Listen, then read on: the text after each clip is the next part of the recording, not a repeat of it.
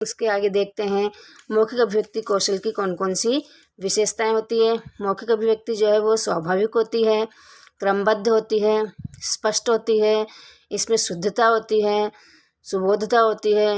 मौखिक अभिव्यक्ति में मधुरता होती है, जिससे सभी लोग उस व्यक्ति की बात को सुन सकते हैं। इसमें शिष्टाचार का पालन किया जाता है, शिष्टता होती है, प्रभावोत्पादकता होती है, फ्लुएंसी होती है। इसके अलावा गतिशीलता होती है, लगातार आगे बढ़ती रहती है। और मौखिक अभिव्यक्ति जो है प्रसंगानुकूलता भी इसमें होती है। तो ये विभिन्न जो विशेषताएं हैं ये मौखिक अभिव्यक्ति की होती हैं।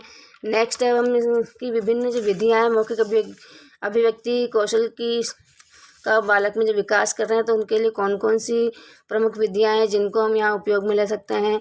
पहला है चित्रों का प्रयोग करके मौखिक अभिव्यक्ति का विकास किया जा सकता है। दूसरा है संगीत के माध्यम से मौखिक अभिव्यक्ति विकसित की जाती है। कहानी कथन के माध्यम से मौखिक अभिव्यक्ति का विकास किया जाता है।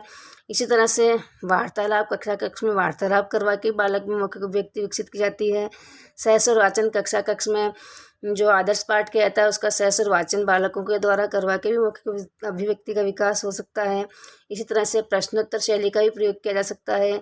बाल सभा का आयोजन करके और उसमें बालकों को विभिन्न जो गतिविधियां होती है कार्यक्रम होते हैं उनमें भाग लेने के लिए प्रोत्साहित किया जा सकता है, प्रेरित किया जा सकता है। इसके अलावा भाषण प्रतियोगिता, नाटक मंचन, पाठ कोई भी पाठ है उसका सारांश कथन और किसी भी कंटेंट या विषय वस्तु की समीक्षा, तो इन सब के माध्यम से बालक में मौखिक अभिव्यक्ति इन शिक्षण विधियों के माध्यम से बालक में मौखिक अभिव्यक्ति कौशल का विकास किया जा सकता है।